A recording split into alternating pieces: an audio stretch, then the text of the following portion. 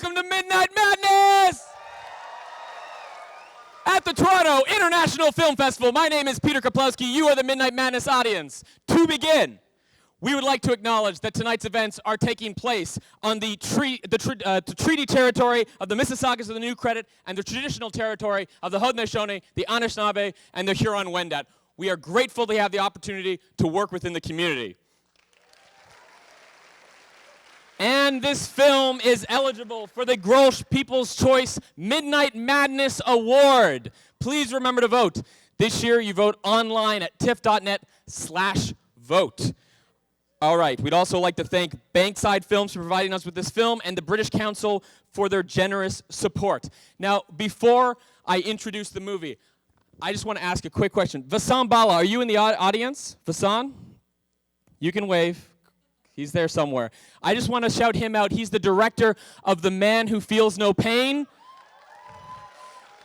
And he's been doing something that I love. He's been seeing almost all the midnight films. He's been watching movies with you guys. He is so excited for tomorrow night, where we're going to play the first Indian film ever in the Midnight Madness section.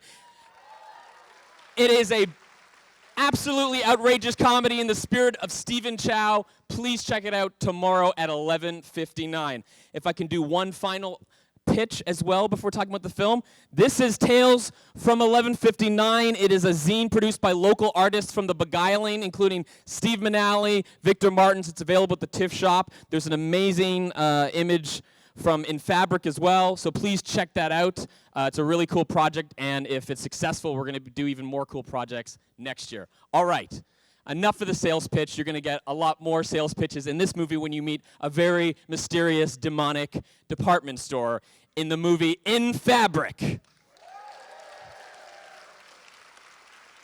I'm really excited about this screening. There's been a buzz all week because we've done some P&Is, press and industry screenings, where the press and the buyers have been watching this film and literally fighting to get in. We had screenings where we were turning away 200 people a screening. People are excited to see this movie, and with very good reason. Peter Strickland is one of the great contemporary filmmakers. We've shown many of his works in the past, and I think this is him at his most hysterical, weird, surreal, and beguiling yet. Let's meet Peter Strickland!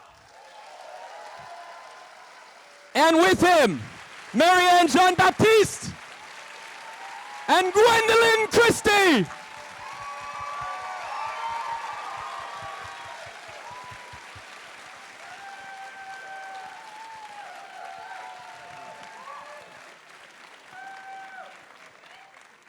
Thank you. We'll keep this short. We're coming back, if you're still awake at the end. Just a quick few words, really. This is a celebration of shopping. It's a hymn to the high street, which is dying out. There's a shop called Maplin's, which just closed in the UK, and I never thought the future would involve giving my name, address, and bank details and making a password just to buy cable. So I dedicate this film to Maplin's. So, I mean, this is not really a didactic anti-consumerist film. I'm sure I'm wearing some socks made in a sweatshop somewhere. So really, it's just shopping, isn't it? So yeah, enjoy the film. Thank you. Thanks. Thank you. Turn off your cell phones and let's watch In Fabric! Please continue applauding for Peter Strickland! Marianne Jean-Baptiste! And Gwendolyn Christie!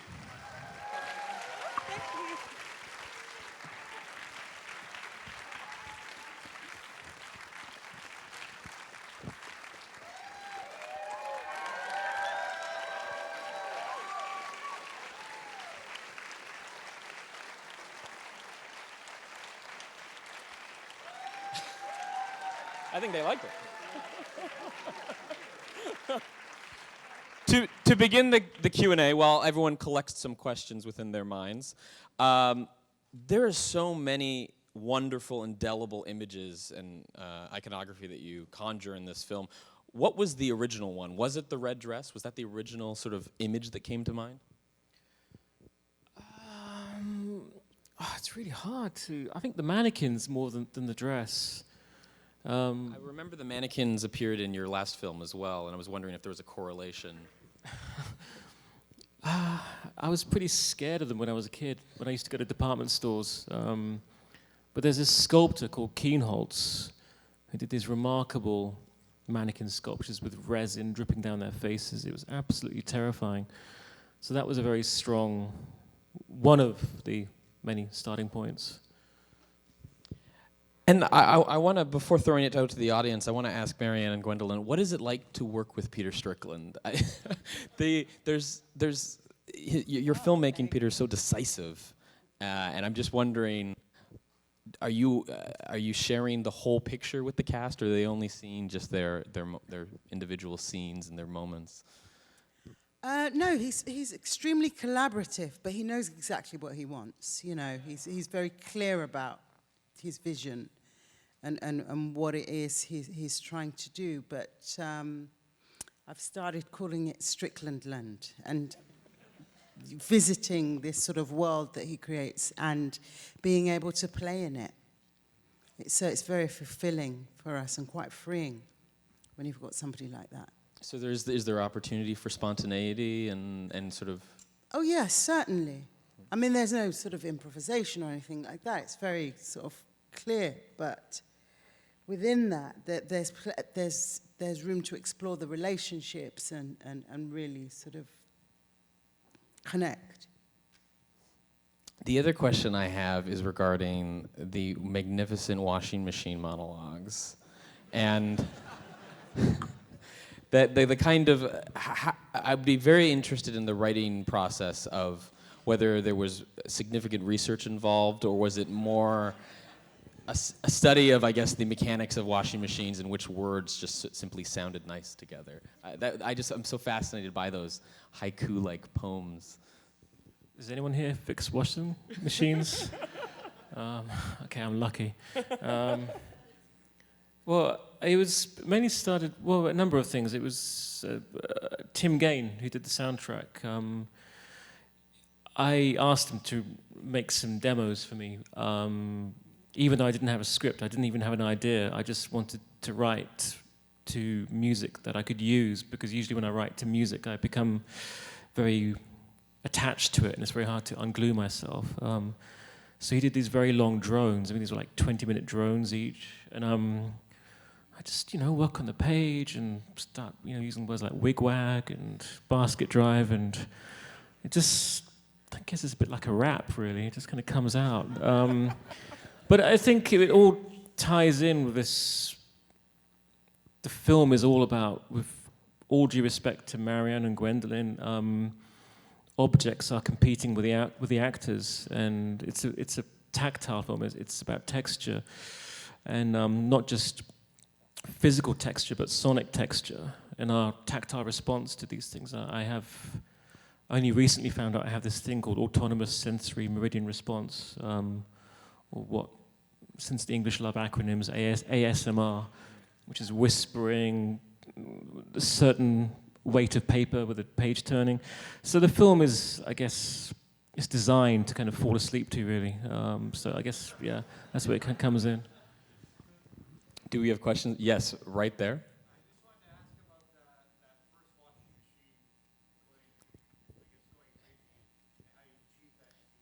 The questions regarding pulling off the washing machine, how the one that destroys itself. Well, I suppose what was used to make that effect, and also Marianne, what was it like to work with that washing machine? Well, I won't go into the effect, but it was, we just didn't know what was going to happen. To be quite honest with you, the machine did its own thing, so we were a bit scared of it. Bits were flying off, and we had one chance, right? So it was, let's go for it. Let's look as scared as we possibly can at this moment, and, which wasn't hard. And Peter, how did you achieve it? Did you just throw a cursed rest into the washing machine? Oh, that was the special effects team, really. But I think I looked more terrified than Marianne. I think the camera should have been on me in that scene. As Marianne said, we had one go. It's just a low-budget film. There's not enough money or time. So I was in a bad mood after that scene because it was supposed to turn towards Karen. It turned the other way. It was just a diva, that washing machine. So no, we didn't get what we wanted. No. Right over there. I was just wondering about the scene where they're cleaning the mannequin, and then the guys pardon the pun. Where did that come from? The inspiration for the scene where they're cleaning the mannequin and the orgasm, I suppose, the climax. Well, I guess all this came from clothing and human presence on clothing. Like all of us, when we go home tonight, we're going to have some kind of bodily fluid on our clothes. You know, sweat, cum, blood, all these things. And it's one of the inspirations was I bought a second-hand pair of corduroy trousers which had a cum stain on them. Not these ones, but it kind of activates storytelling, really. You think about who had it before you, what they got up to. But it's a really powerful thing when you see that kind of thing. When Marianne's character sees Gwen's underwear in the laundry bin, she's disgusted by it. Vince is the opposite. He wants his face printed on the underwear, so he can't get enough. So it's really Reg with his type fetish. And so I think the film is just exploring many ideas around clothing. And I guess the bodily fluids, you know, with the menstruation, it was the idea of maybe this blood is involved in making this dress. We were gonna, I shouldn't say this, but in the script, the sperm landed on a dress, which dried the next morning into a beautiful pattern, which a lady bought. So I like this idea of unknown bodily fluids making beautiful designs. I mean, it's such a huge world that you build here. This is a great Q&A. Peter, I want you to come back every year.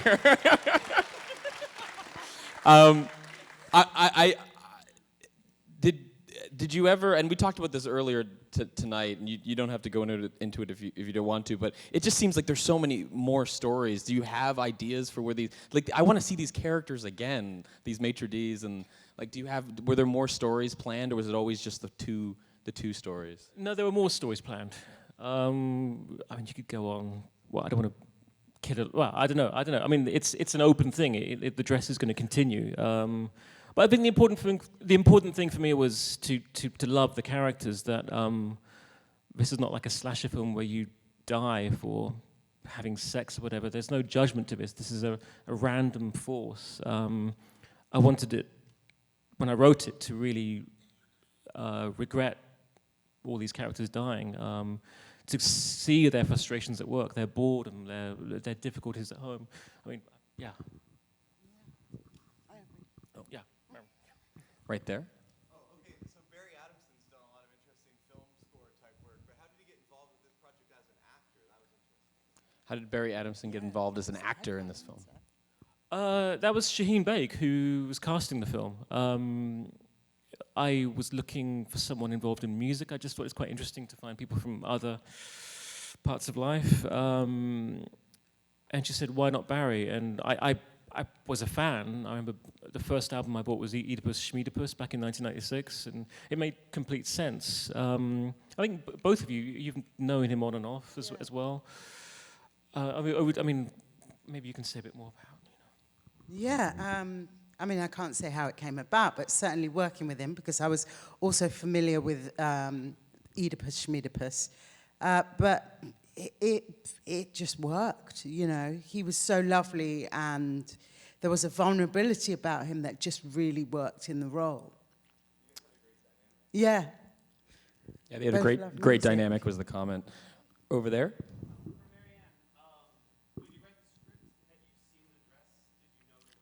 No. Had she seen the dress was the question. What was it like to wear the dress? Yeah, actually it was really quite nice, because it is nothing like I would ever kind of wear. So it was kind of quite transformative, putting it on, you know, like Sheila, putting on her little glamorous dress. Yeah, but it was, I think they did a great job with the design of it and all that, and the way it felt on the body. What was it like, Gwendolyn, to be killed by the dress? Or not be attacked by the dress, rather? I really loved it.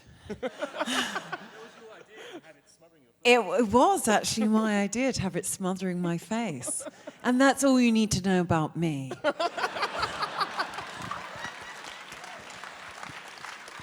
Right there, and then we'll go to you.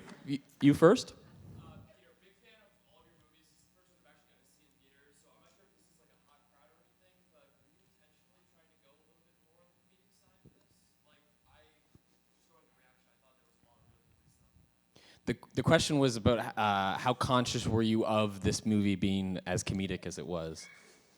I was hoping it would be. I didn't set out to make it this way. I think when you write something, you don't know how it's going to work out. When you look at that blank page, I just wanted to explore people's neurotic connection with clothing, whether it's feeling inadequate when you put something on, whether you feel empowered, or how you feel when you clear out someone's wardrobe who died, or all these feelings, whether it's arousal, disgust, and so on. So that was the number one thing.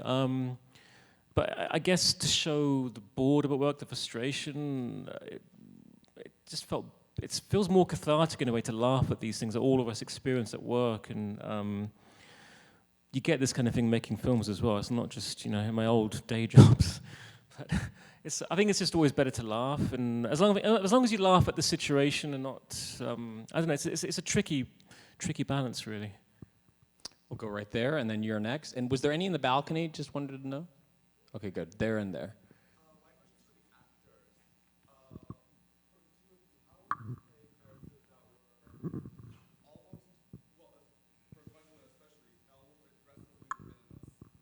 Aggressively what? Libidinous. Oh, right. The question was what it was like to play two characters that were so aggressive, I suppose, towards each other and aggressively sexual life.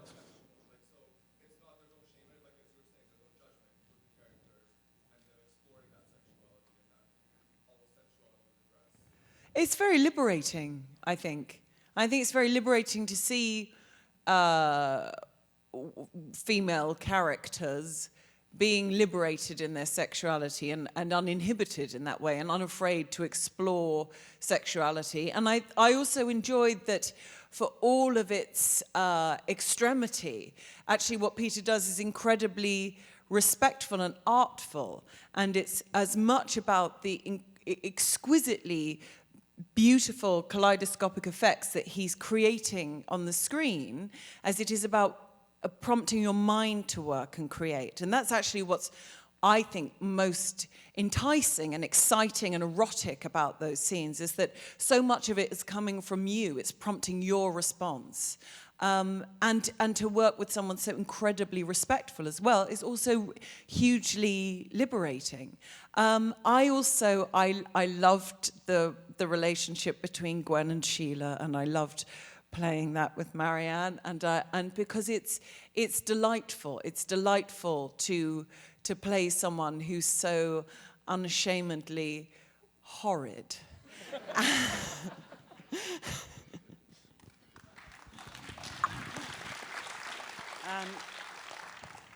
Yeah, I think that the chance to explore the longing that Sheila had was really nice, because it took a while for her to be sort of satisfied and satiated in that. And I especially love the scene when her and Zach finally get to be intimate. The way that it's shot is just like, wow, shoot me like that all the time, mate. It's just like from here, and then I'm looking at myself here. Yeah, it was really, really something. Final question was over there. Yes?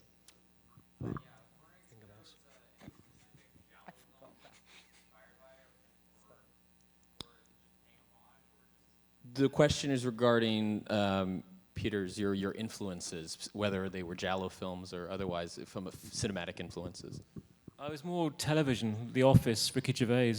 I mean, I was seriously. I mean, I come from the same town. I don't know him at all, but I had. Well, like most of us, we all had those kind of jobs, and I mean, I love Giallo. Maybe subconsciously, that atmosphere seeped through, but there was no explicit intention to do that. I guess the influences came from, I mean, again, Keenholz. A lot of it came from real life, from department stores, from the catalogs they used to have. The whole design of these places, the atmosphere, the thick white carpets, which kind of muffled the sound. A lot of it came from my going to sleep at night with YouTube on the ASMR channel, listening to whispering and page turning, lots of catalogs. So I guess one influence was Carnival of Souls, the Herc Harvey film.